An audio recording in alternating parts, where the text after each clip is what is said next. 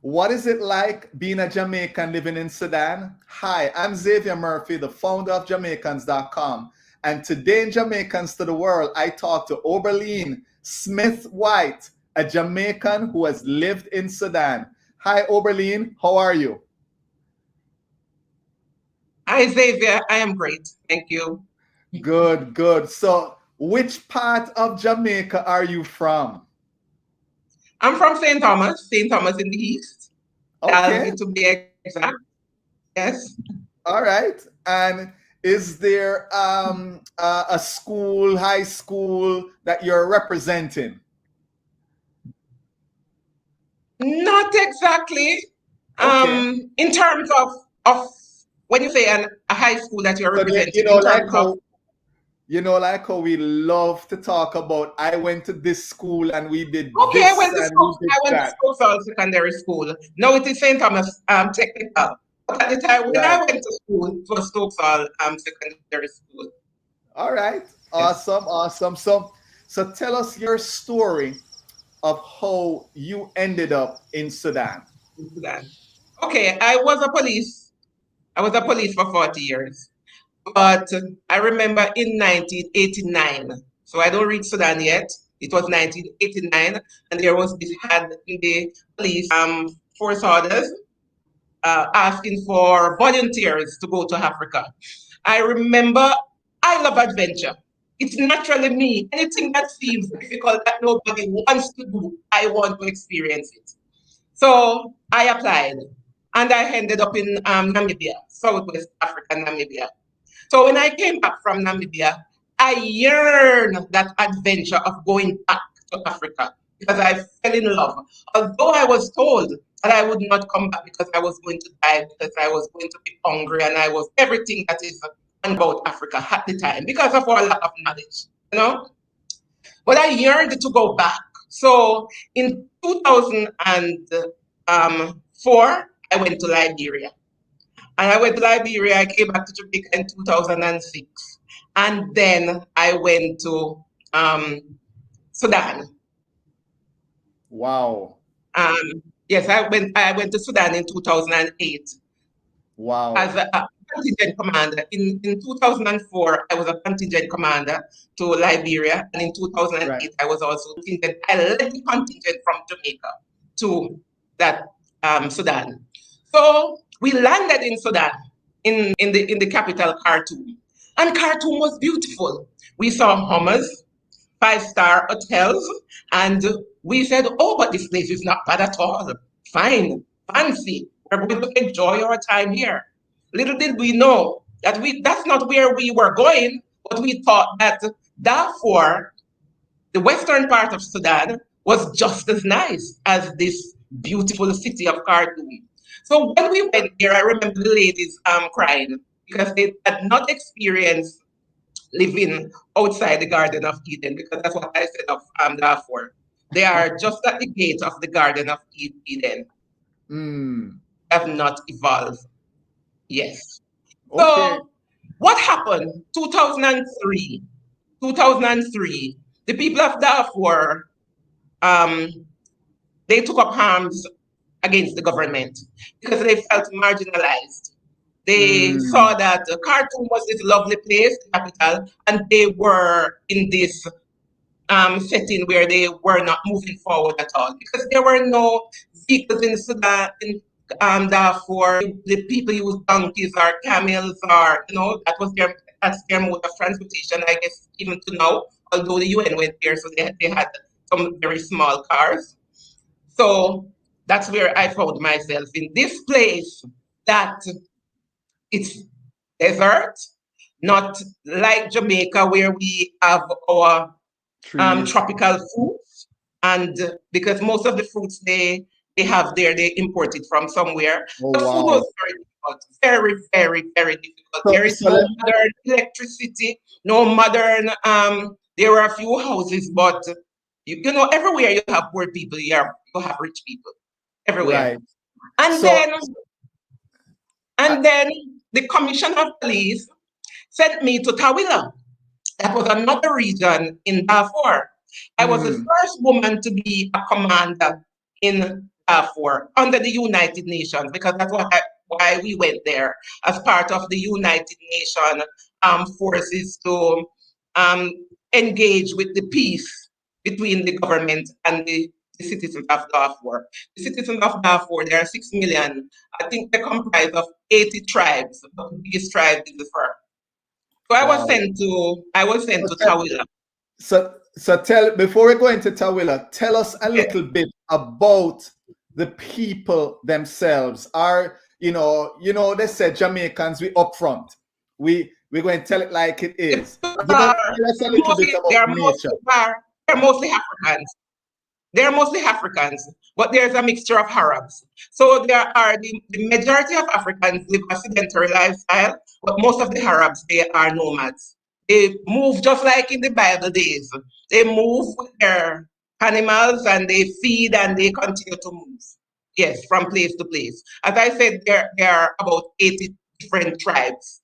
I think 27 of Hmm. those tribes are Arab tribes and the rest are African tribes. But the What largest of the tribes are the Fur. what what were they? What were they like? Were they friendly, warm?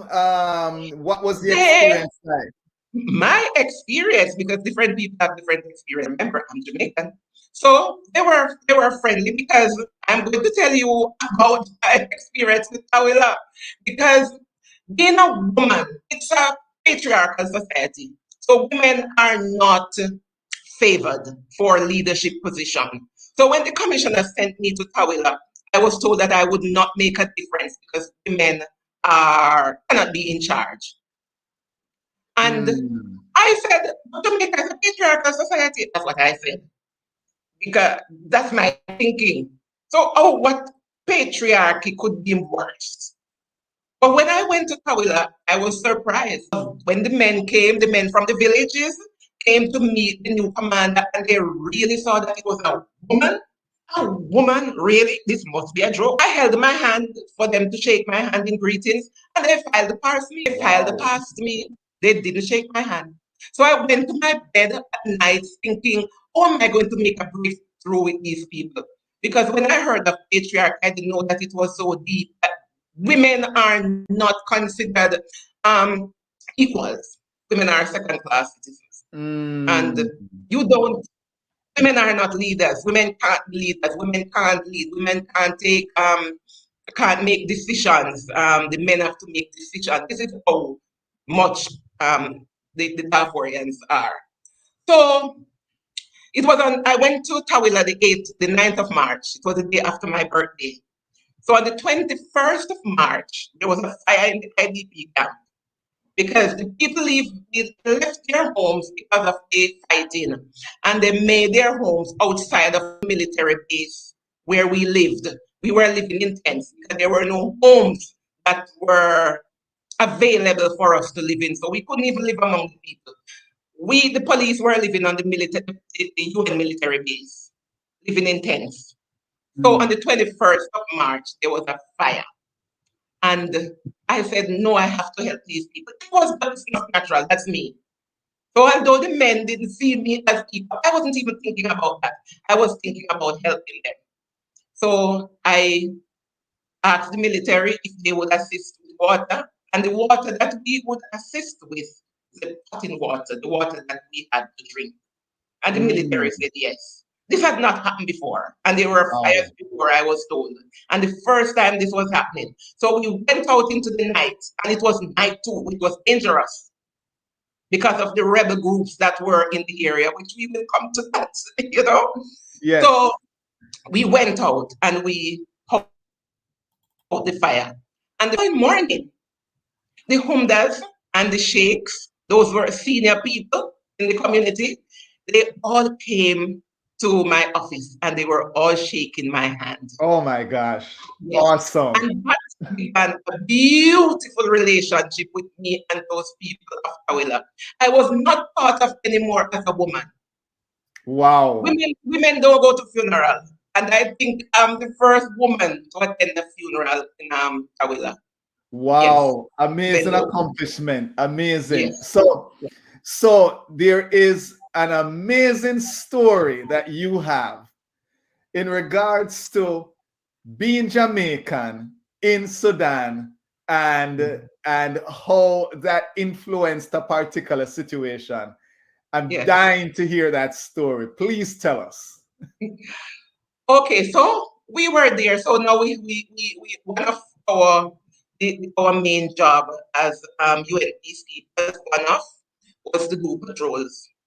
Like any policing job, policing is policing anywhere. So one of our tasks was to do patrols. But I find that there was and we were divided into different areas, just like in Jamaica. Policing is policing everywhere. So you would have St. Andrew North, which is Constant Spring, and then you have St. Andrew Central, which is Halfway Tree. So while I was in Tawila, there were other areas because Tawila didn't comprise of just Tawila, but Tawila town and other districts in Tawila. So the rebels attacked one of the UN patrolling teams in another area next door to mine, and they killed some Rwandan military and some Ghanaians. So, Mm. so obviously, the people that I led, they were afraid to go out and to do patrols. And the fear was real. They could be attacked. But I could not sit in the camp every day doing nothing. I didn't feel justified to be just sitting there waiting on headquarters to find a solution to the problem, and I'm just sitting in the camp. I was just in Darfur for 1 year, and I had to make my mark for the 1 year that I was there. I stayed it for 2 years though, but normally the Mm. government would say 1 year, and then you get an opportunity if the government or the Jamaica Police Force say you can stay for another year. So I stayed for 2 years. But at the time, it was during my 1 year stay. So I didn't feel justified in just staying and not helping because the people needed help. The women would go on firewood patrol because the women they had to walk very far to get firewood and they would be raped by the militia group, the Janjaweed. So Oh. it was necessary for us to be out on patrol so that they could be protected, especially the women. So I said to myself, I have to find a way. I talked to my people, the police that I was in charge of. And these were police from different African countries, from Egypt, South Africa, Ghana, Nigeria, Botswana, and some Asian countries too. So they, there was one language assistant at the time who was our interpreter because remember, I speak English, I don't speak Arabic, and Arabic is their main language. So when I talked to my people, they said, no, madam, this is a suicide mission, we can't go. We're not going out there. Remember, they just killed some Ghanaians and Rwandan military. We're not going. So I'm going to headquarters. So I went to headquarters and I spoke to the commissioner.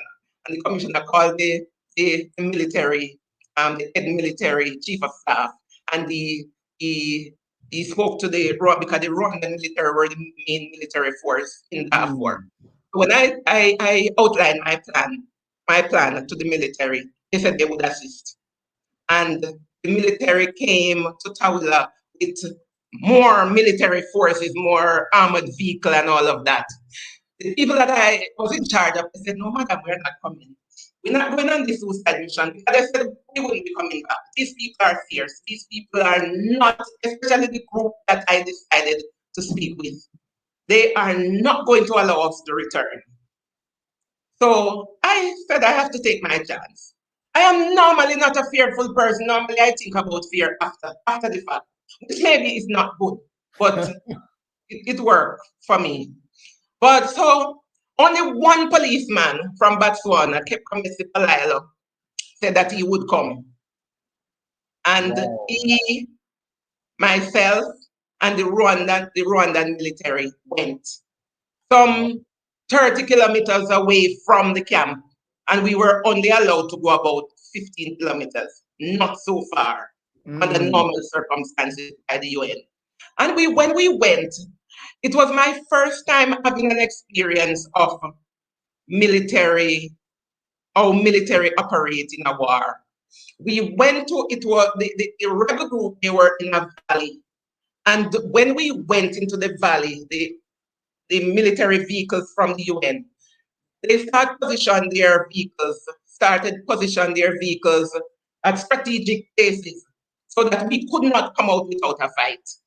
Wow. And they start pushing the men around, pushing them around. Why do you come? You were not invited. And at that time I started having regrets because I thought, and let me tell you, I felt that I was going to die, that it was my last day on So, earth. Yes, this is the same rebels that murdered the folks yes, that right? These are the yes. same rebels. That's suspected to Okay, be the same suspected. one. Yes, because there were more rebel group, but this one was the most feared ones. Okay. So, when I started having regrets. I said, why did I encourage these people to come? We came to our death. And then they told us to walk. And I thought they were going to kill us outside of the camp. I'm not Wow. joking. I thought so. They were So going to kill us. And then, they're walking you into they were walking you into the desert away from the camp. yes, they told us to walk. So I thought they were going to shoot us, but they didn't want to shoot us in their hometown. They were Right. taking us outside to Right. dispose of us. Right. So we started walking. But being in a country, you get to know aspect of the culture very early. So I saw men coming with mats. So then that was when my heart said, okay, maybe something. Because when they're going to talk, we see them with mats, and they would sit in mats and sit on mats and sit in a circle. So when I saw the mats, I knew that okay, we were not going to die, but it doesn't mean that we were not going to die. Because if we say something that they did Right. not agree with, they were very hostile. They Right. were Maybe very they're gonna hostile to talk. us. Maybe they're Yes, gonna talk with you, and then if they don't reach an agreement, yes, you're outside already. So they're gonna kill you. yes, exactly. So we sat on the mats, and KP sat beside me because he was on the police and all the other military, not all, but the relevant people from the military, because some had to be protecting the military vehicles and all of those things that we were in that enclave with. So the rebel leader came, the leader, and they're talking, but the interpreter from Rwanda, that he had to be interpreted what they're saying because I don't speak Arabic. And they asked us first to say where we are from because they said there are some countries that they will not negotiate with at all. And I am happy that everybody did not come. It was only two people, three contingents, the Rwandans, a Jamaican, and a Botswanian, that they did not have problem with. They were Egyptians from at the camp, and they said they don't negotiate with Egypt at all because Egypt, remember, these are African rebels, and they said Egypt is a part of taking over and ignoring them because the Arabs in Khartoum are related to the Egyptians and all of that. That was their Mhm. explanation. So when they asked us where we were from, so everybody Rwanda, Rwanda, Rwanda, Rwanda, Rwanda, KP beside me, Botswana. And I said, I am from Jamaica. It took every courage in me, everything. Because So now you have to pretend that you are not afraid. But I was fearful. I wait, had to wait. be So based on the so situation. So I said, you says I'm Jamaican, no, I right? said, I You're am the from last. Jamaica. My Okay. government sent me, and I did not finish my sentence. The rebel leader said, my sister, you are welcome.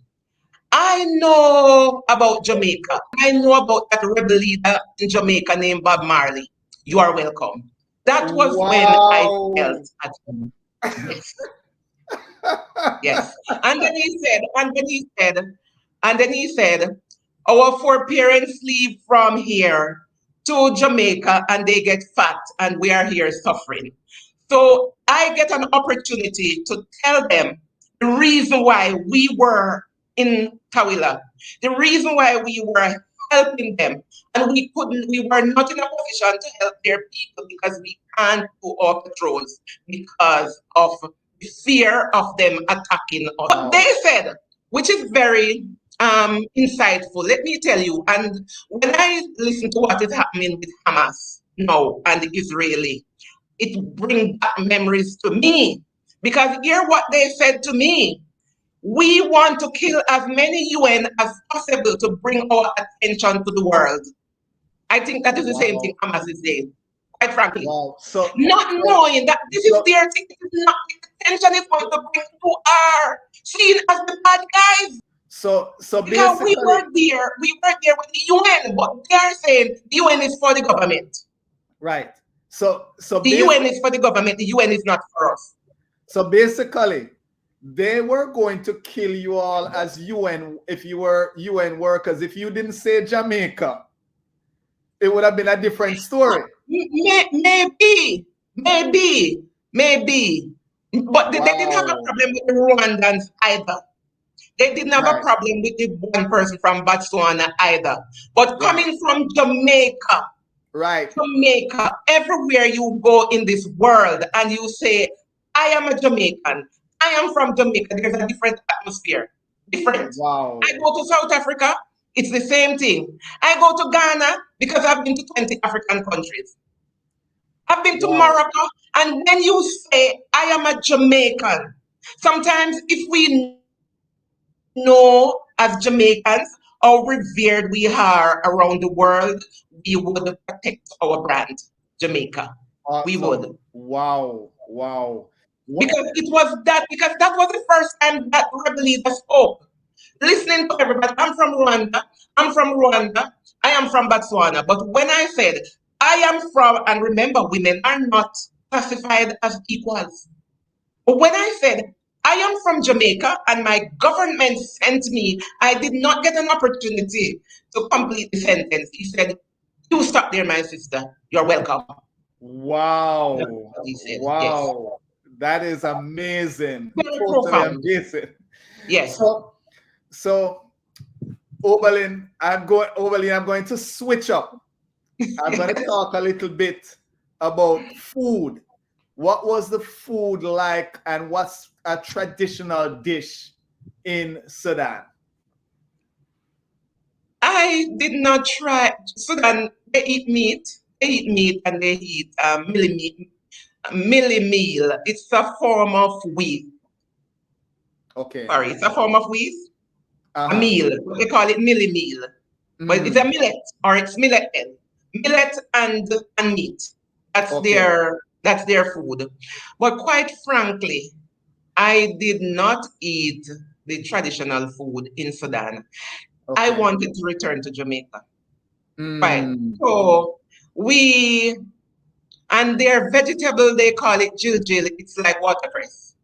I had a lot of watercress while I was there. A lot of watercress. Fruits? Any fruits? Local.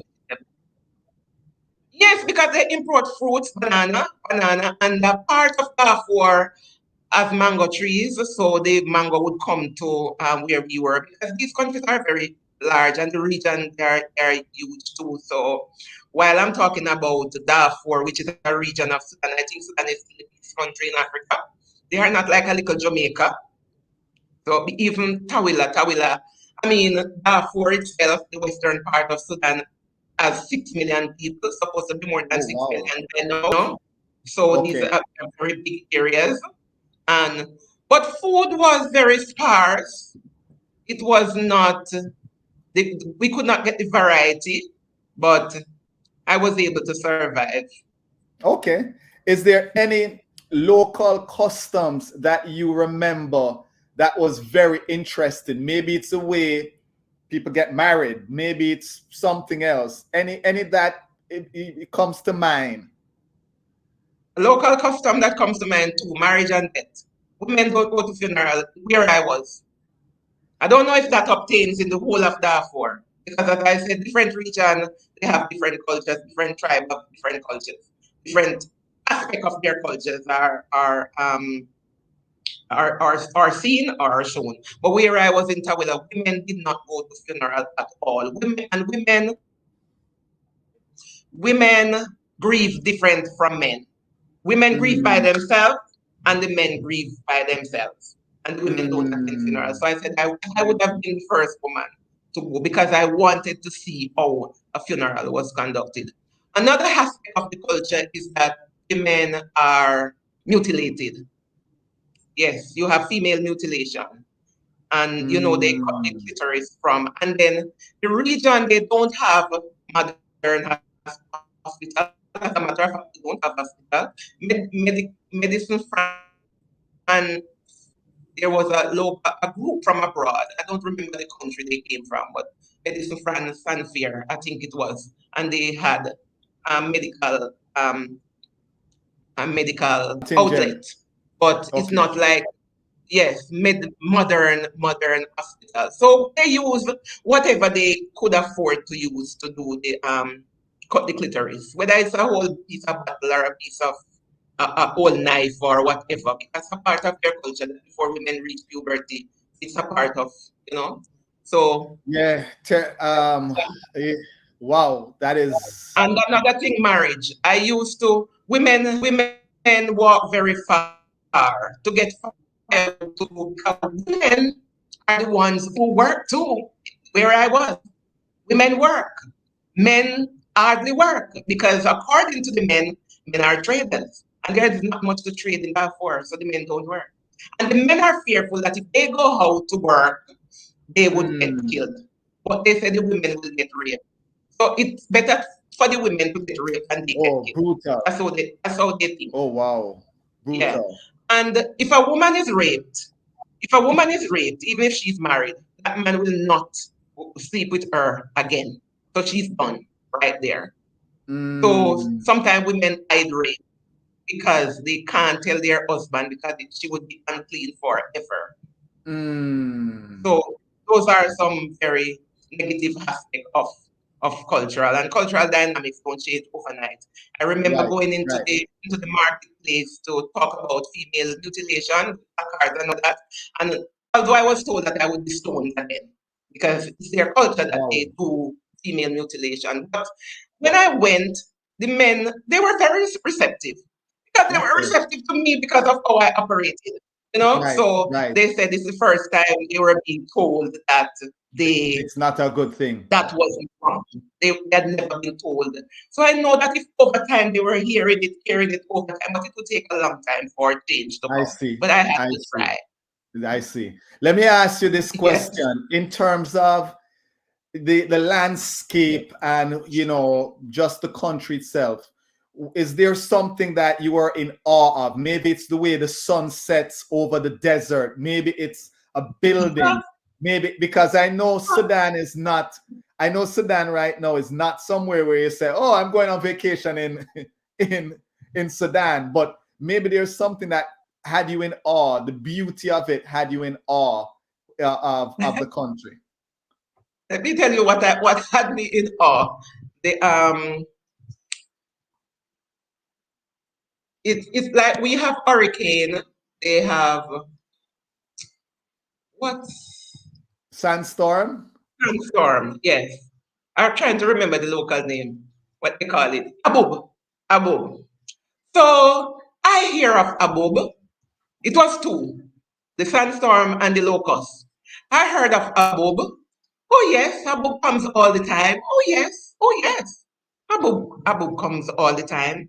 But then one day I was in the front of my office when I heard Abub, get inside. And I was standing there looking and I saw a cloud of dust coming over the horizon. And then in 15 minutes we ran inside, but with our cameras catching the Abub. And then the sand was we had to be, you know, putting papers and all of that at the crevices, and then there was about 15 minutes of sand beating all over the place, and then there was calm. That was a Mm, sandstorm. That was something that I had not seen before, but it was something that I was to witness for wow. quite a number of times that I that I was there. And then, Abu. yeah, Abu, that's what they call the sandstorm. Yes. And then we have the locusts. I heard also it's locust time. But you're from Jamaica, you do what? Locust time, so what? It's locust time. I washed my clothes and I put them on the line. And when I was ready to take my clothes off the line, I could not see my clothes. They Wow. were all covered with locusts. And the local men who work on the compound, the local people who work, say, Madam, we told you that it's locust time. But it didn't mean anything to me. Locust time. So locust time. Let them come. Let me tell you when those locust time is, have you been to St. Thomas? Yes. St. Thomas in the early days of a child, during crab time, and people houses were not as modern as now. The crab would be all over, into the house, on top of the house, all over. But the locust is worst because they eat the people crops and then people eat locusts. So that Wow. was something else too that I was in awe while Wow. So, I was there. Something that I well, heard of, Oberlene, read about, but right. seeing it in the practicality of it, it was something else.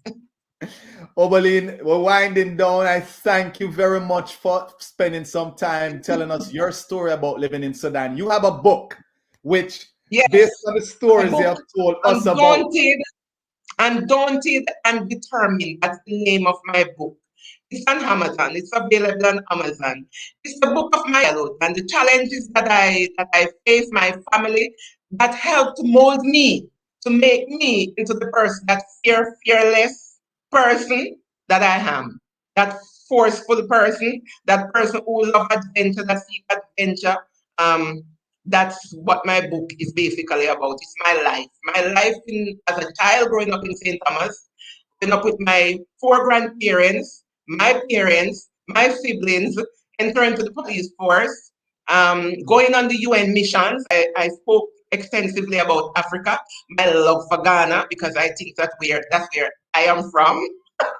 And I've just been to Ghana a few weeks ago. That was Oh, my fifth wow. time to Ghana, and also about giving and sharing and helping others along the way.